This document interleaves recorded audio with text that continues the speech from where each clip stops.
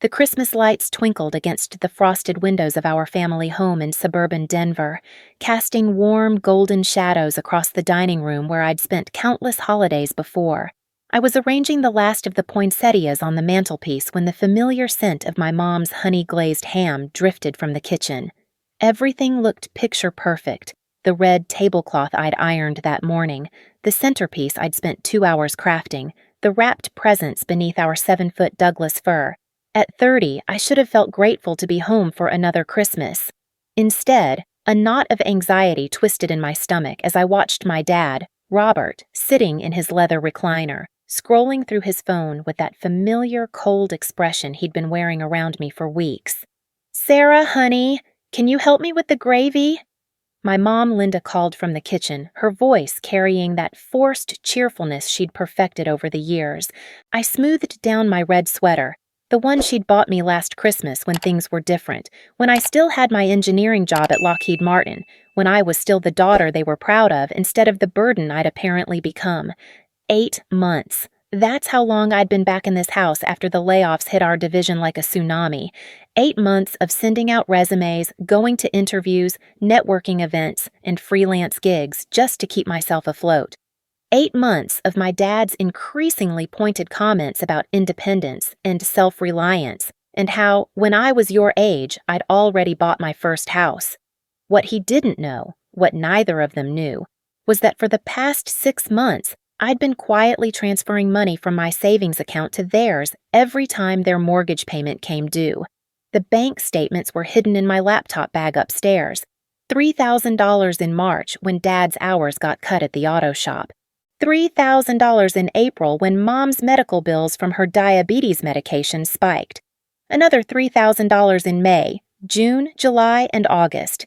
$18,000 total, depleting the emergency fund I'd built over 5 years of 60-hour work weeks, all to keep them from losing the house they'd bought when I was in high school. The house that Dad now seemed eager to kick me out of. "The Hendersons are coming over after dinner," Mom mentioned as I stirred the gravy, her hands busy mashing potatoes. "And your Aunt Carol with the kids." "Great," I managed, though the thought of extended family witnessing whatever was brewing behind Dad's increasingly hostile glances made my chest tight. All morning he'd been making these little cutting remarks. When I'd brought in groceries I'd paid for, he'd muttered something about freeloaders contributing to the household. When I'd offered to help him move the dining room table, he'd snapped that he didn't need help from someone who doesn't pay rent. The irony was suffocating. Rent? I'd been paying their mortgage, but I couldn't tell them that without admitting I'd been accessing their bank account, without revealing that I'd discovered just how close they'd come to foreclosure before I stepped in. Some twisted part of me had thought that maybe, if I just quietly fixed their problems, they'd love me the way they used to. Maybe they'd see me as their daughter again instead of this failure who'd moved back home at 30. As we sat down for dinner, the tension was thick enough to cut with the carving knife Dad wielded over the ham. Aunt Carol was telling some story about my cousin Jake's promotion at his marketing firm, and I caught the way Dad's jaw clenched when she mentioned Jake's new condo downtown. "That's wonderful," Mom said, though her smile looked painted on. "It's so important for young people to establish themselves independently." The words hit like a slap. I focused on cutting my ham into precise squares, counting my breaths the way my therapist had taught me. 1 Mississippi, 2 Mississippi, 3 Mississippi. Speaking of independence, Dad's voice cut through the cheerful holiday chatter like a knife through wrapping paper. The table fell silent. Even my 7-year-old nephew stopped chattering about his new video game. "Sarah, your mother and I have been talking." My fork froze halfway to my mouth. This was it. Whatever had been building for weeks was about to explode right here, right now, in front of God and Aunt Carol and everyone. "We think it's time you found your own place." The ham turned to sawdust in my mouth. Aunt Carol's eyes darted between us like she was watching a tennis match. Mom was studying her plate like it held the secrets of the universe. "Dad, I'm looking. You know I'm looking. The job market is fine for people who actually want to work." His voice was getting louder, and I could see my nephew's eyes going wide. You've been here 8 months, Sarah.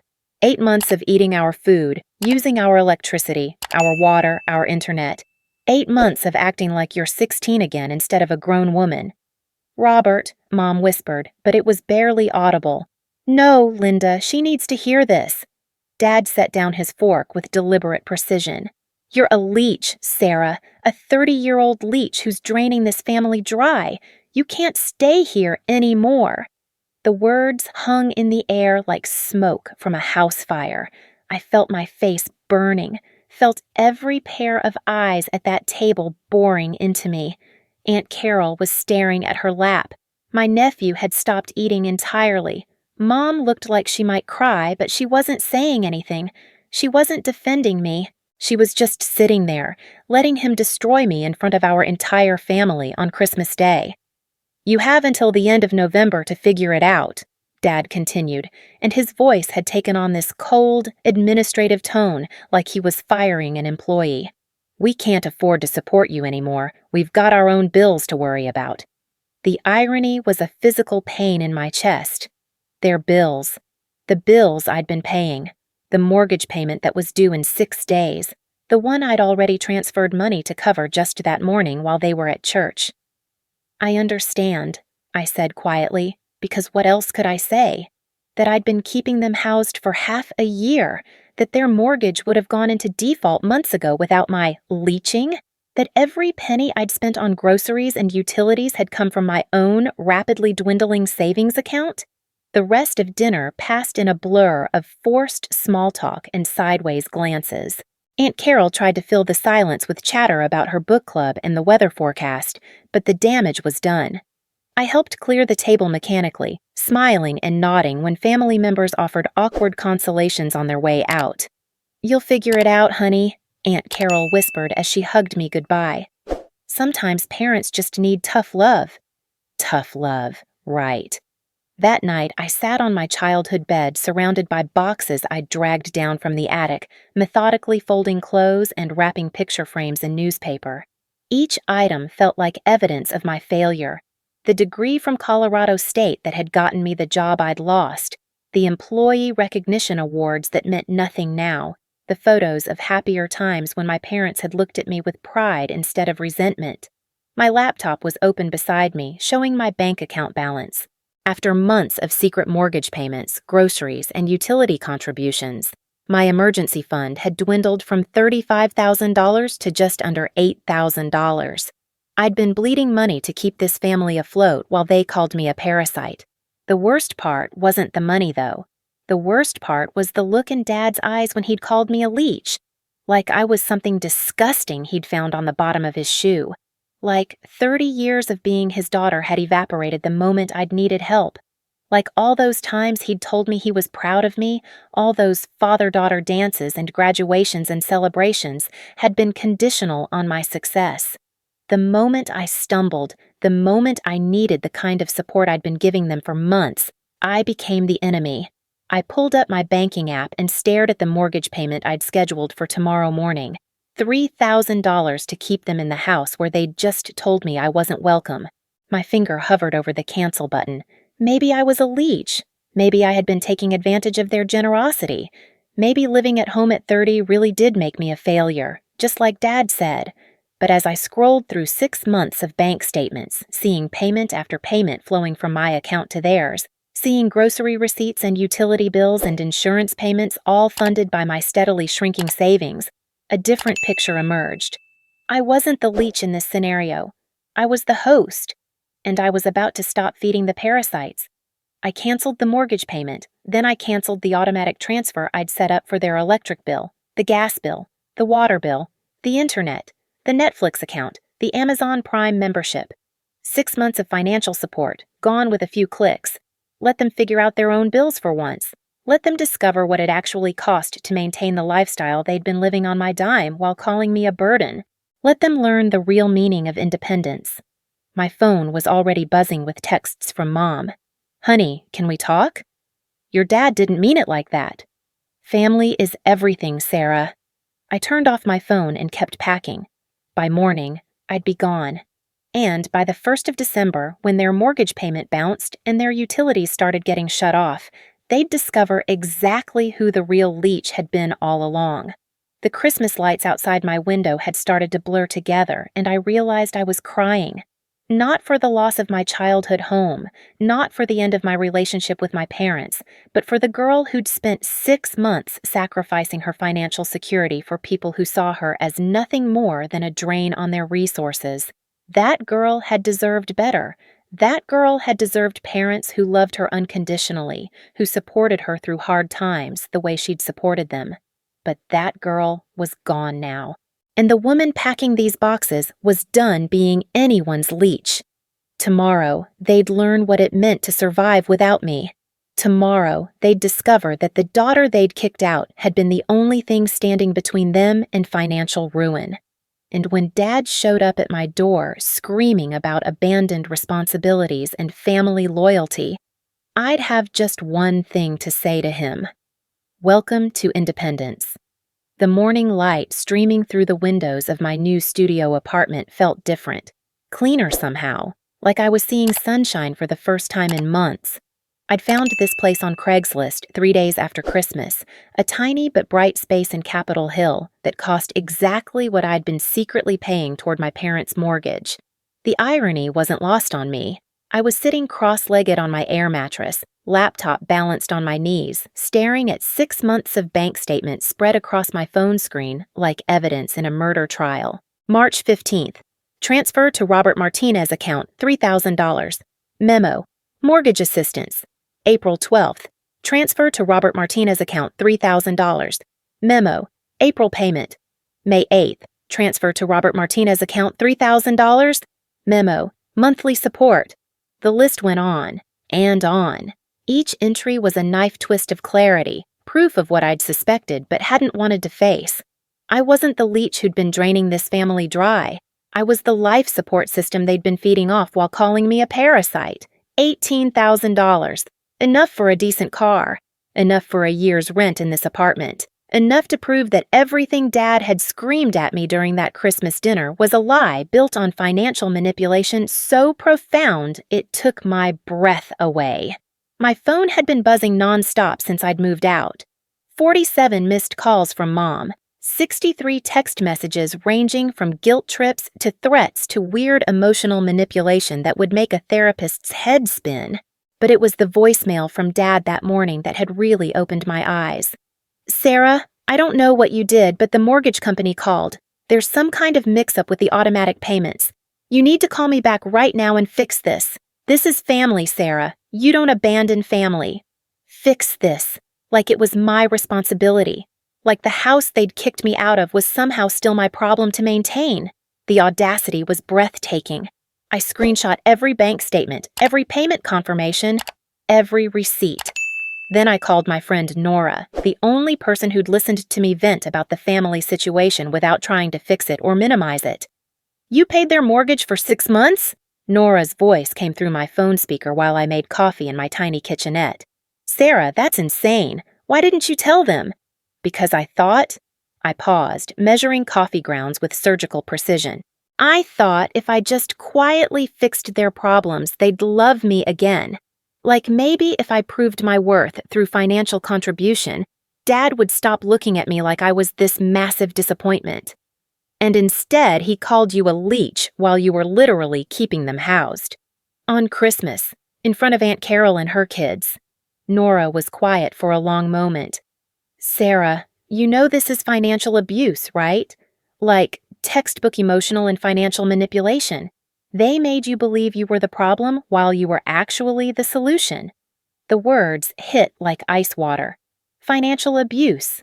I'd studied engineering, not psychology, but even I could see the pattern now. Make me feel worthless and dependent while actually being dependent on me. Gaslight me into believing I was the burden while I carried their financial weight. Classic narcissistic behavior wrapped up in parental concern. I canceled everything, I said quietly.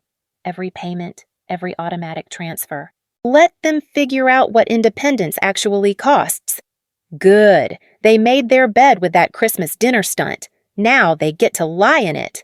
But even as I said it, even as righteous anger coursed through my veins, part of me felt sick. These were my parents. The people who'd taught me to ride a bike and helped with algebra homework and celebrated every achievement. How had we gotten to a place where cutting off their financial lifeline felt like the only way to preserve my sanity? The answer came 2 hours later when Dad showed up at my door. I was unpacking books when the pounding started. Not knocking, pounding. Like someone was trying to break down the door with their fists. "Sarah, open this door right now. We need to talk." Dad's voice carried through the thin walls of my apartment building, probably waking up half my neighbors. I looked through the peephole and saw him standing there in the hallway, face red with rage, still wearing the same flannel shirt he'd had on at Christmas dinner, the shirt he'd worn while calling me a leech. "I know you're in there. Open the door." More pounding. A woman's voice from the apartment across the hall. "Hey, keep it down out there." I opened the door just wide enough to see him clearly, keeping the chain lock engaged. "What do you want, Dad?" "What do I want?" His voice cracked with fury. "I want to know what the hell you think you're doing. The mortgage payment bounced. The electric company called about a missed payment. Our internet got shut off. What did you do?" The question was so perfectly revealing that I almost laughed. What did I do? I stopped financially supporting 2 adults who'd kicked me out of their house for being a financial burden. I moved out like you asked me to. Don't be smart with me, Sarah. You did something to our accounts. You sabotaged us. I canceled the automatic payments I was making from my account to yours. I kept my voice level, professional. You know, the payments I was making because I'm such a leech. Dad's face went white, then red, then white again. What payments? What are you talking about? $18,000, Dad. 6 months of mortgage payments, utility bills, groceries, insurance. The money that kept you from losing this house while you were calling me a parasite. He stared at me like I was speaking a foreign language. That's impossible. We never asked you to. No, you didn't ask. I just did it because I love this family, because I didn't want you to lose your home, because I thought maybe if I quietly fixed your problems, you'd remember that I'm your daughter, not your enemy. Sarah, baby, listen. His tone shifted completely, from rage to manipulation so smoothly it was like watching a masterclass in emotional abuse. There must be some misunderstanding. We never meant... You meant exactly what you said. I pulled out my phone and showed him the screenshots of bank statements through the crack in the door. Every payment is documented. Every transfer has a date and time. $18,000 to keep you afloat while you treated me like garbage. The silence stretched between us like a chasm. I could see him processing, calculating, trying to figure out how to spin this to make me the villain again. We didn't know, he said finally. If we'd known, you'd have what? Been nicer to me? Treated me with respect? Not called me a leech in front of the entire family? I shook my head.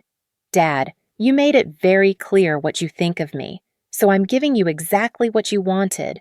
Independence. Figure it out yourself.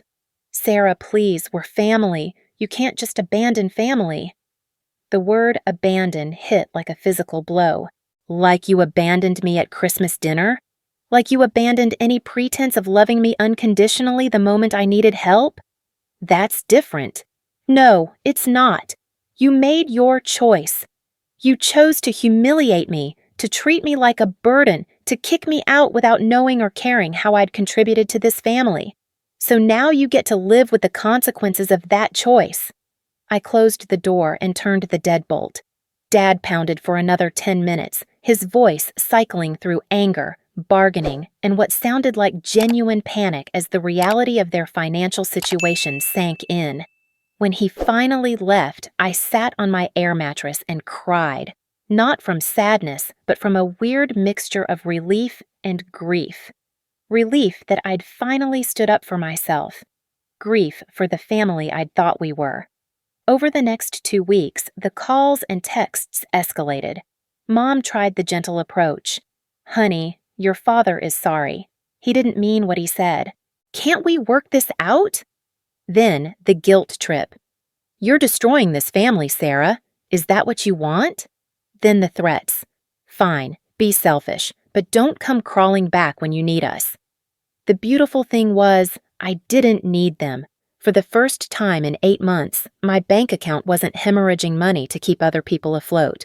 I could afford groceries without calculating whether my parents would have enough for their bills. I could look at my savings account without panic about their mortgage payment. I was free. The breakthrough came during my third therapy session with Dr. Angela Rodriguez, a woman Nora had recommended who specialized in family trauma. I'd been hesitant about therapy. It felt like admitting defeat. But sitting in her calm, plant-filled office, I finally started to see the bigger picture. Sarah, you've described a pattern where your parents' love felt conditional on your success, Dr. Rodriguez said, her voice gentle but direct. When you lost your job and needed support, they responded by making you feel worthless. When you tried to prove your worth through financial contribution, they remained unaware and continued the emotional abuse. This is classic narcissistic family dynamics. But they're not bad people, I protested. They raised me. They supported me through college. Supporting your success isn't the same as loving you unconditionally. It sounds like you were the family's golden child as long as you were achieving. The moment you stumbled, you became the scapegoat. The words unlocked something I'd been carrying for months. I wasn't crazy. I wasn't oversensitive. I wasn't a bad daughter. I was a woman who'd been systematically manipulated into believing she was worthless while actually being the person keeping her family stable. What you did, removing your financial support, wasn't cruel, Dr. Rodriguez continued. It was healthy boundary setting. You stopped enabling their dysfunction and forced them to face reality. That reality hit them hard. 3 weeks after I'd moved out, Aunt Carol called me. "Sarah, honey, I owe you an apology," she said, her voice thick with emotion. "Your parents asked me to co-sign a loan to cover their mortgage payment. When I looked at their finances..." She paused. "Sweetheart, they've been living beyond their means for years. Your dad's hours have been cut. Your mom's medical bills are astronomical, and they've been using credit cards to stay afloat."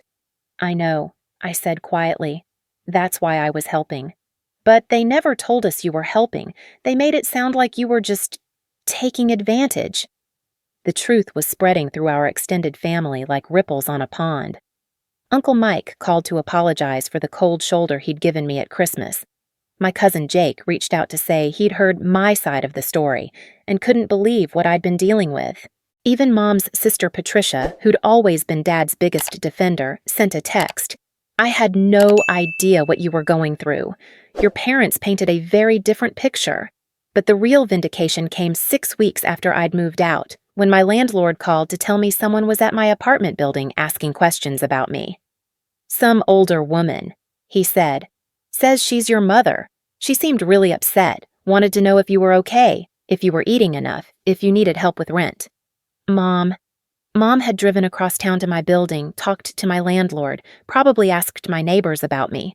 The woman who'd sat silently while Dad called me a leech was now checking on my welfare like I was a runaway teenager instead of a 30-year-old woman who'd been financially supporting them for months. When she called that evening, her voice was different, smaller. "Sarah, honey, I drove by your building today. I heard. I needed to know you were okay." "I'm fine, Mom. Better than fine, actually. Your father told me about the payments, about what you were doing for us." Her voice cracked. "Baby, why didn't you tell us?" The question was so perfectly backward that I almost hung up. "Because you never asked. Because instead of checking on my financial situation, you assumed I was taking advantage. Because Dad made it clear he saw me as a burden without ever wondering how I was managing to freeload while sending out resumes and going to interviews every day. We thought you had unemployment benefits. We thought you were okay. I did have unemployment, $1,800 a month. That barely covered my student loans and car payment, let alone mortgage payments and groceries for 3 people. The silence on her end stretched so long I thought she'd hung up. "Your father feels terrible," she finally said. "Good, he should. Can you forgive us? Can we fix this?" I looked around my tiny apartment, my space, paid for with my money, decorated with my choices. I thought about the therapy sessions that were helping me understand decades of family dysfunction. I thought about the peace I felt when I woke up in the morning without immediately calculating someone else's financial needs. "Mom, I love you. I love Dad, but love isn't enough anymore. You guys need to do some serious work on yourselves before we can have a relationship, real work. Therapy, financial counseling, learning how to treat me like an adult instead of a problem to be managed. But we're family. Family is supposed to be a safe place. Family is supposed to love you when you're struggling, not kick you when you're down. You made me homeless while I was keeping you housed. Think about that. The next month brought changes I couldn't have imagined. Dad started seeing a therapist. Apparently, Mom had given him an ultimatum after their mortgage went into default and they'd had to move in with Aunt Carol temporarily. Mom enrolled in a financial literacy course and started working part-time at a medical office to help with their bills. They sold Dad's truck and downsized to a smaller place they could actually afford. But the biggest change was in me. I got a consulting contract with a renewable energy company, then a full-time position with better pay than my previous job. I furnished my apartment piece by piece, creating a space that felt like home instead of a holding pattern. I made friends with my neighbors, joined a hiking group, started taking a pottery class just because I wanted to. For the first time in my adult life, I was living for myself instead of managing other people's crises. And it felt incredible. The reconciliation, when it came, was gradual. Dad called on my birthday in March, not to ask for anything, but to apologize. Really apologize, not the half-hearted, sorry you feel that way. Non-apologies he'd tried before. Sarah, I was wrong. About everything. I let my pride and fear turn me into someone I don't recognize. You saved our house, and I repaid you by destroying your sense of home. I'm sorry. It wasn't enough to fix everything, but it was a start. 6 months later, we had dinner together for the first time since Christmas. Not at their place, not at mine, but on neutral ground at a restaurant where we could talk without the weight of all that history pressing down on us. They looked smaller somehow, humbled by the experience of almost losing everything they'd taken for granted. We want to pay you back, Mom said, sliding an envelope across the table. It's not all of it, but it's a start. Inside was a check for $2,000 and a handwritten note. Thank you for loving us even when we didn't deserve it. I stared at the check, thinking about the girl who'd emptied her savings account to keep her family afloat while they called her a leech. That girl would have cried with relief and forgiveness. The woman I'd become folded the check carefully and put it in her purse. This doesn't fix what happened, I said quietly. But it's a step toward accountability. That's important. We know, Dad said. We know we have a lot of work to do to earn back your trust. But Sarah, we want to try. We want to be the parents you deserved all along. Looking at them across that restaurant table, really looking, maybe for the first time in years, I saw two people who'd gotten lost in their own fears and pride and nearly destroyed the most important relationship in their lives. They weren't the villains in this story, but they weren't the victims either. They were just broken people who'd broken their daughter in the process of breaking themselves. And maybe, with enough work and time and genuine change, we could all learn to be whole again. Not the family we used to be. That family was built on unstable ground and conditional love. But something new, something honest, something real. The daughter who'd been called a leech while keeping her family housed was gone. In her place was a woman who knew her worth, who'd learned the difference between love and manipulation, who'd discovered that sometimes the most loving thing you can do is refuse to enable someone's dysfunction. And that woman was never going back to being anyone's life support system ever again.